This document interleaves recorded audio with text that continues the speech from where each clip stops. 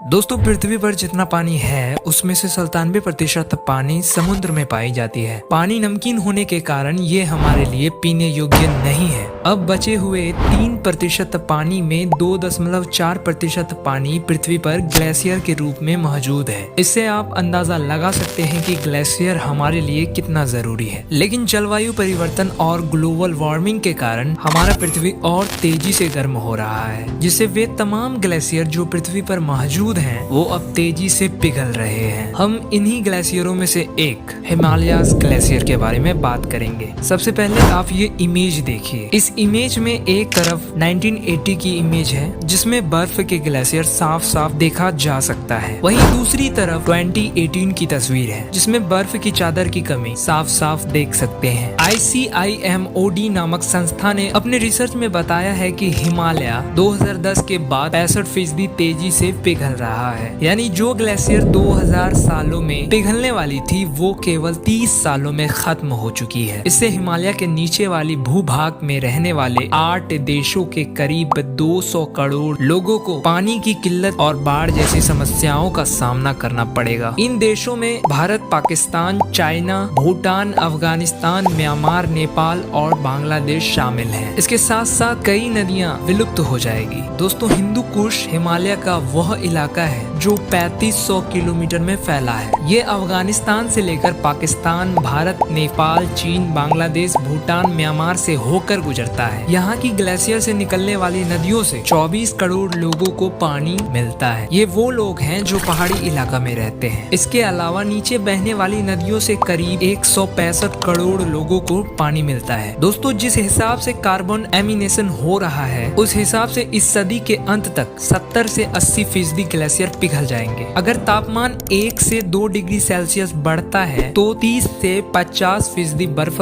खत्म हो जाएगा। वहीं तापमान 3 डिग्री सेल्सियस से 4 डिग्री सेल्सियस बढ़ता है तो 75 से 80% बर्फ पिघल जाएंगे। इन ग्लेशियर से दुनिया के 12 प्रमुख नदियों को पानी मिलता है, जिनमें गंगा, सिंधु, यालो, मेकांग और इरावड्डी नदी भी शामिल है। पहाड़ी लोग तो ग्लेशियर के पानी का ही इस्तेमाल करते हैं, तो सोचिए उनकी जिंदगी बद से बदतर हो जाएगी। ICIMOD के डिप्टी चीफ इसाबेल कोजिल कहती हैं कि एशिया के 200 करोड़ लोग इन्हीं नदियों के सहारे जीवित हैं। ग्लेशियर अगर पिघल गए तो नदियां खत्म हो जाएगी, फिर पानी कहां से पिएंगे, सिंचाई कहां से करेंगे। ऐसी तमाम बहुत बड़ी बड़ी समस्याओं का सामना करना पड़ेगा हमें। दोस्तों, सबसे बुरी हालत उन देशों की हो जाएगी जिनकी अर्थव्यवस्था ठीक नहीं है, जो गरीब है। बढ़ता तापमान उनकी रोजी रोटी को छीन लेगी। उन देशों में गृह युद्ध जैसे हालात हो जाएंगे, क्योंकि पानी सिर्फ प्राकृतिक संपदा ही नहीं बल्कि हमारा जीवन है। उम्मीद करता हूँ कि ये वीडियो आपको पसंद आई होगी। अगर पसंद आई है तो लाइक एंड सब्सक्राइब कर दीजिएगा।